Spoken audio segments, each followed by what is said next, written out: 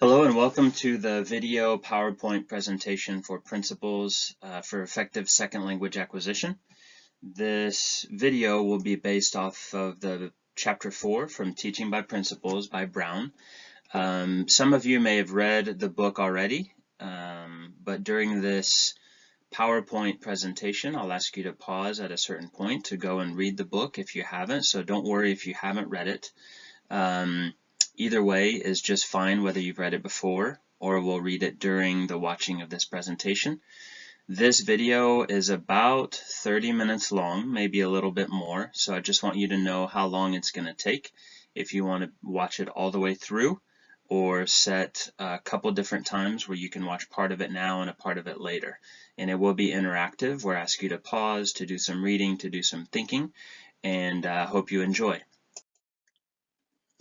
So the principles for effective second language acquisition, this is really an idea of how do our students learn a second language the most effectively? What are the needs? What are the components? What are the principles that we need to base our teaching on so that our students can learn this language the most effectively? Some of these principles would be really applicable for any class, whether it's mathematics, whether it's language arts, whether it's science of certain types, biology, but this is specifically geared to our profession of teaching language. The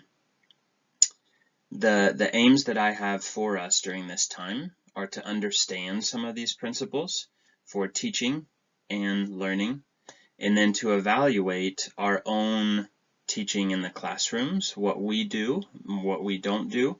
And so hopefully it won't be just information that we understand, but it'll be something that we can use to really think through, what do I do in my classroom?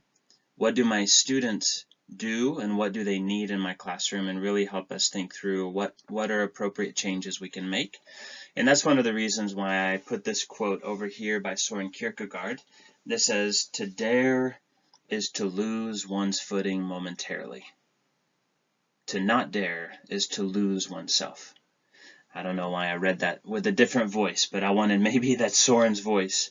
But that's a challenge at the beginning of this presentation is, what are things that we can try differently? What are new things that we can add to our teaching? What are principles, if we're really honest with ourselves, that we use well, or that we don't use well, or that we don't use at all, but we need to try? And in any time we try something new, we have to dare. We have to take a risk, and we might mess up. It might not work very well, and we might lose our footing momentarily and fall. But if we don't try, then we might lose altogether and never become the best teachers that we can be, so that we can help our students become the best language learners that they can be. So before we get started, you would have received this on your Word document and Blackboard as well. It's the same questions that I want you to think about before. What do students need in order to succeed in learning English? And what are the principles of effective second language learning or second language acquisition that they need? So take a minute now and pause this video and write down 3 to 5 principles that you believe are necessary for your students to learn a language. And I give you a couple examples from my own thoughts. Number 1, I think students need a desire to learn. And I have to have that as a part of my job to help them grow their own desire to learn this language. Another idea that I had is teachers who know the students' levels. I have to know what levels of English they have and teach just beyond it. So I teach to their level and a little bit more to keep pushing them forward and stretching them. So those are 2 ideas. Take a minute and think of any other principles that you think are important. When you're done writing those down, continue with the presentation. Okay, so now before you watch the rest of it, I know I said continue when you're done writing. I'm glad you've finished with some of your reflection.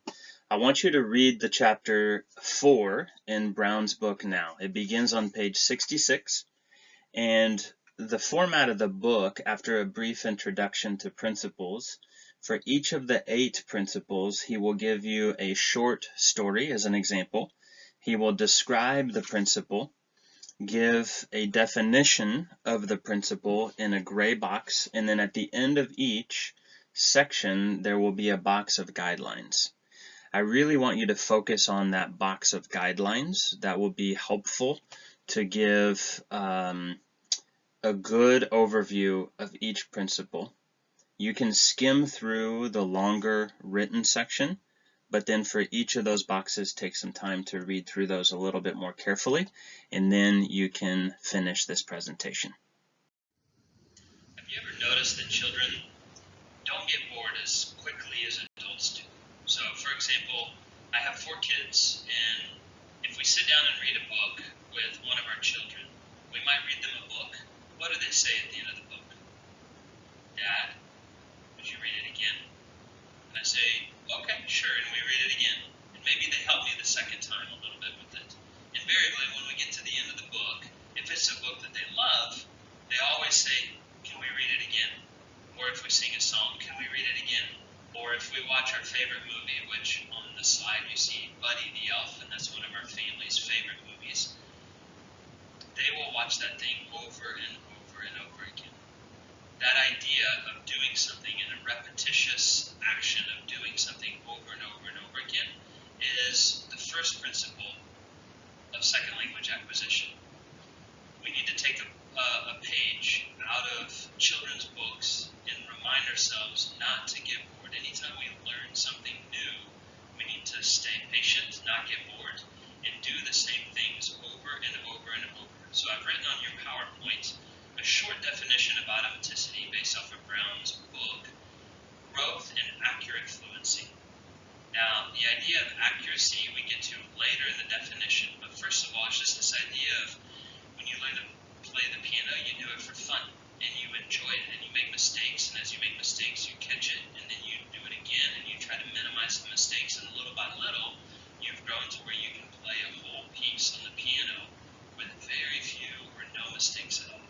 And that's the idea within language. We want to help our students to be repeating certain words, certain phrases, certain communications over and over, helping them find ways to do it that are enjoyable, and along the way fixing it a little bit here, a little bit there, and as they use the language and repeat things over and over, they become automatic. Transfer is another principle of language acquisition. So obviously any language learner knows something before they get into a language learning class. Now, I knew English before I started to learn Indonesian, and I started to learn Indonesian in my 20s with my wife. We were both full-time students. We'd moved to Indonesia and we were learning. We were living in a great neighborhood. We had an awesome place down our street to go and meet with our neighbors outside and practice and walk around anywhere we wanted to. We could meet people and practice the language. And so one afternoon we decided, hey, our neighbors had a baby not too long ago. Let's make some snacks, walk down, knock on their door and tell them congratulations, see if we can meet the baby and try to be good neighbors. So we did that. We walked down the street. I'd practice a phrase something like, congratulations, here are some snacks for your baby. And then if we were able to see the baby, I wanted to tell them, wow, your baby is so adorable, your baby is so cute. So the way you say that in Indonesian is, wow, bayinya lucu sekali. The word there for baby is bayi. Bayinya, your baby, lucu sekali, is so cute. And the word for cute is lucu. And so I practiced and I practiced and I practiced. Now, bayi is the word for baby, but there's another word in Indonesian that sounds very, very similar, only one letter off, and that's the word babi. B-A-B-I, babi. Now that meaning is completely different. I'll tell you what that means in a minute. But if you were to go to a neighbor and say bayi or babi for baby, which word do you think would be the most common for me to say, especially if I was nervous and meeting someone for the first time and wanting to say congratulations? Of course, my transfer, all of a sudden, the correct word is bayi for baby, but baby is my English word, and so babi is what I wanted to say. Bayi is what I needed to say. Babi is what I wanted to say. So I knock on the door. My wife is with me. We have our first daughter, Anna. We have snacks. We see the door open.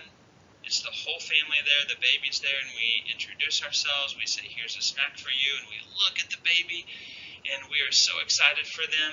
And I say, whoa, babinya lucu sekali. And their eyes looked at me like, what? And then they looked at each other and kind of chuckled, and I thought, oh no, did I say bayi, which is the right word, or did I say babi, which is the wrong word? Now, you need to know what bayi means is baby, but what babi means is pig. And so my transfer got in the way, and instead of saying your baby is so cute, congratulations, I said your pig is so cute, congratulations. Now what you need to know, and some of you may know this, is that Indonesia is a predominantly Muslim country, and our neighbors were all Muslim going down. And so if there's one animal they don't eat, it's pork. And I called their baby, because of my English transfer, a pig. So they were very gracious, they were very kind, they understood the mistake, there was no problem from it. But my transfer here, was it a positive transfer or a negative transfer? For me, it was incredibly negative, it was incredibly embarrassing. But I'll tell you this, as we learn to use transfer in our classrooms, our students will come with certain vocabulary and words from their first language. There will be some positive and negative transfer. They will come with passions in certain areas of interest, whether it be topics or people or subjects, writing, reading. Some may love more than others, and some may hate certain skills or certain topics more than others. So we as teachers, how do we help our students make as many positive transfers as possible? And for me, my encouragement is, even when they make negative transfers, how can we help them pay attention to that? Because I guarantee you, I've never forgotten the difference between babi and bayi. How do you get a kid who is 6 years old to eat vegetables? I'm thinking of my son Adam. He's 6.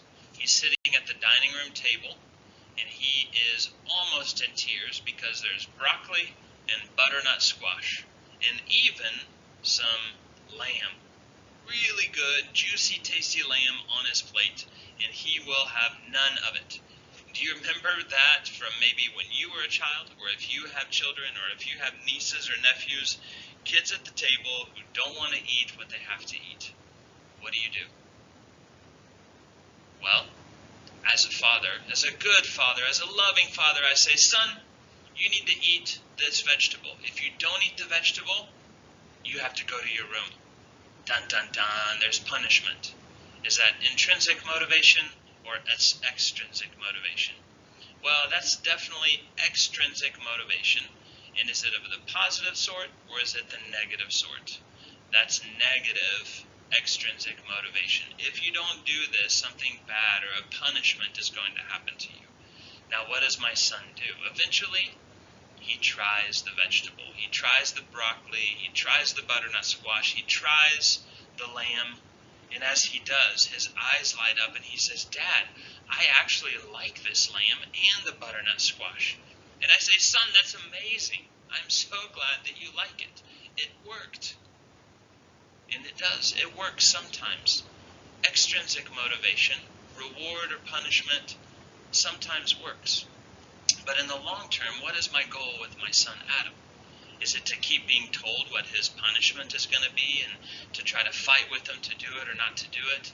Eventually, if there's something that a child doesn't want to do, you might have to use extrinsic motivation. But the goal in any effective learning is I want to teach him to say, there is a world of food out there, and how can you train yourself to have a sense of adventure to where you want to try new foods to see if you like it, and maybe you don't like it. Broccoli, don't like it. Butternut squash, oh, I like it. Lamb, I love it. So how do you take these experiences of succeeding in one thing and slowly build into his life a sense of, maybe I want this for myself. I want to try to learn as many foods that I like as possible. Along the way, there'll be foods I don't like. That's just an anecdote or an example of a 6-year-old kid learning food. How do we use the same system of reward, extrinsic and intrinsic motivation, to try to help our students in the classroom grow the desire to learn a language. Sometimes we might have to give them rewards like candy, or rewards like getting out of class a little bit early if they do their work. And so building into them this sense of success and learning the language from external rewards, and then little by little saying, but really, why do you want to learn the language? What is that internal motivation that might drive them week after week, month after month, hopefully year after year, to do something really difficult but worthwhile in learning a second language? So I don't know about you, but in my experience in the classroom is that most of my students are not incredibly good at self-regulation. Looking at Brown on page 74, 75, he says students are proactive agents in determining their own success. That would be someone who is highly self-regulated, and that's what we want, is we want students who have this internal, intrinsic motivation. They know who they are, they know enough about why they want to learn English, and they have goals, and they clearly articulate those goals, and they move forward. But man, that is rare. That is maybe 1% of all the students that we have. So most of my students, I don't know about you, have a to-do list that looks a little bit like the one above. Nothing other than come to class, do what the teacher tells me to do as little work as possible, try to make a good grade, pass, and get out of there so I can do something else. So how do we combat that? How do we help our students grow in self-regulation? Well, I think, and I would guess, some of you have techniques, some of you have ways that you are trying to help develop that skill in your students to set their own goals, maybe have weekly goals, monthly goals, things like that. There's an example here of a tic-tac-toe that I created for one of my reading classes. And what this is that I had my students take this list or this box. I have all of those books available in my classroom, and I told them that they have to make a tic-tac-toe going in any direction. So they have to read 3 of those 9 books or chapters from a book, and then at the end of it, they have to create a book talk. And so what that does for them is that it gives them a clear assignment where everyone has to have a similar end result, but what they read, the time in which they read it, how they read it, when they get it done, is completely up to them. And I give them some freedom to learn how to self-regulate. So this idea of self-regulation is key. Most of our students don't have it, but how in the classroom can we have assignments where we give them enough autonomy and enough freedom to learn the skill of self-regulation at the same time as learning English? All right, so we're halfway through the 8 principles. I want you to take a minute and pause. You can even hit the pause on this and just reflect for a minute on these first 4 principles: automaticity, transfer, reward, and self-regulation. What does or could this look like in your classroom? Which of these would you think is a greatest strength and a greatest weakness of yours? When you're done thinking about it for a minute or so, you can continue on. Identity and investment. Have you ever seen the musical or read the book by Victor Hugo called Les Miserables? Les Mis, famous Broadway play, great character development. There's the main character in Les Mis' name is Jean Valjean, and he begins the story in jail. He stole some apples because his niece and nephew were dying of hunger. He was caught. He was sentenced to jail for 5 years. After trying to escape multiple times, he ended up staying in for 30 years. So now he is finally on parole, a hardened criminal after 30 years of hard labor in a French prison for having stolen apples. Through a series of events, his life goes through a redemption story. He is put on a new path in life, away from hatred and anger into wanting to build something good from his life and help others. But in the beginning of the book, you see this point in the story where he asks himself the question, who am I? Am I the hardened criminal? Or am I who this other person is saying I could be in becoming a man who could contribute to society and be helpful? And he goes through an identity crisis of saying, who am I? And I love it. If you've ever seen the play, it's a beautiful song. I would highly recommend you do it. Better yet, read the book. But man, this idea of a crisis can actually happen in the classroom. As we learn a new language, as we put ourselves in a situation where we literally know nothing, but we're being asked little by little to produce something new in front of others, we put our whole lives in a very, very vulnerable position to have to make a fool of ourselves. And so how do we create an environment in our classrooms? Among other things, as you read Brown's book, you see that one of the things that we want to help our students have is a safe place, a safe environment where they can, in a way, create a new identity for themselves as they're creating the skills in this new language.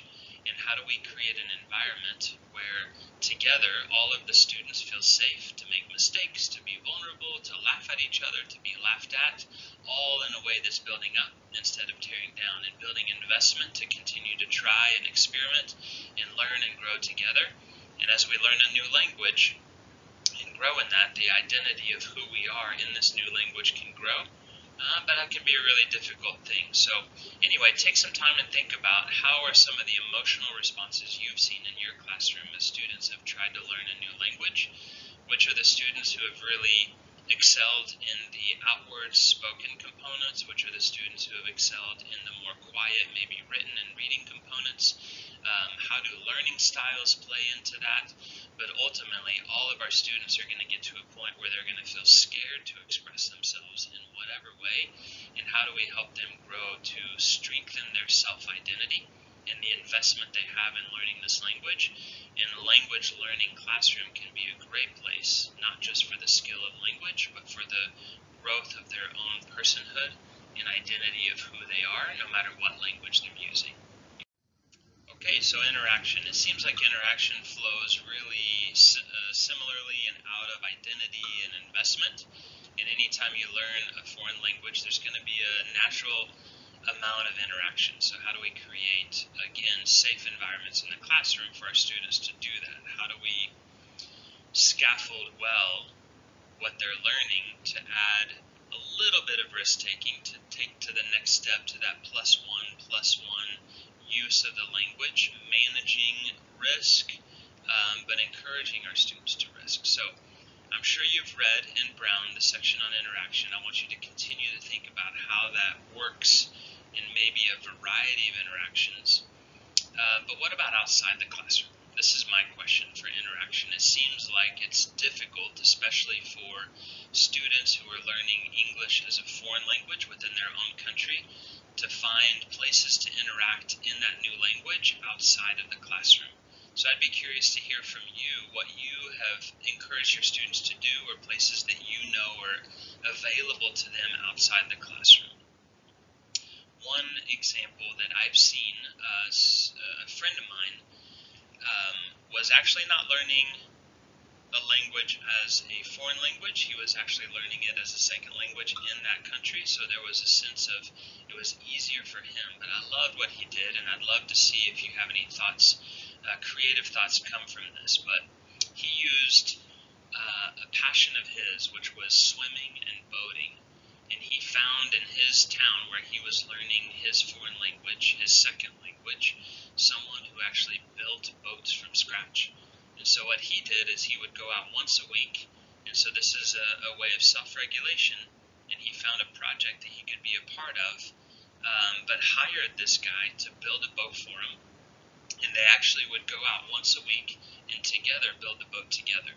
And as they were building the boat, he was doing something that he loved, but he was also doing it in a way that was making him interact with someone in that language that he was trying to learn.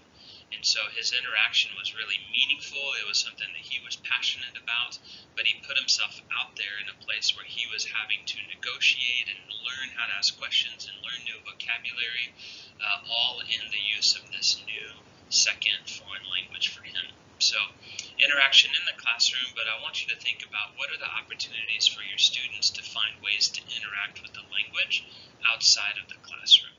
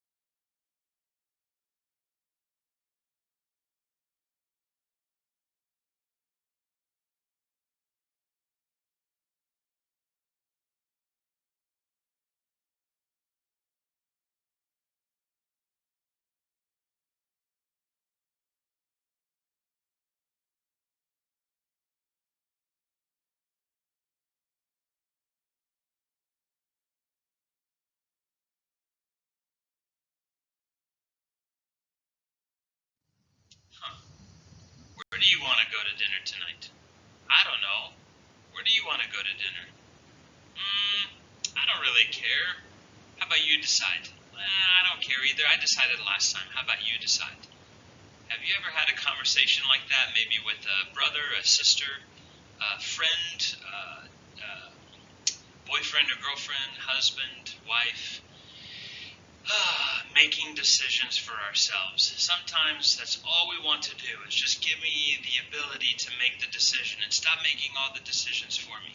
And other times when people say, all right, go ahead, you make the decision, we find it so hard even to figure out, where do I want to go to dinner? And what do I want to eat? And why do I find it so difficult to make that decision? And that's kind of the idea behind agency, and that's something in our classrooms that little by little in this foreign language we want to be able to develop and give to our students, is this idea of being able to make their own decisions, decide which areas they can grow in, and give them more and more self-regulation and therefore agency. And the confidence to do that, the language skills to do that, all of those things. So it's kind of a big million-dollar catch-all word that Brown uses at the end that really includes all of the other principles into it. And when we think long-term for the development of our students, though, we're going to teach them primarily linguistic skills and techniques, but we want to do it in a frame that says, in this new language, where you're going to develop a continued growing identity and all these skills, we want to give you the ability to have agency and to make some of your own decisions. So what does that look like in the classroom?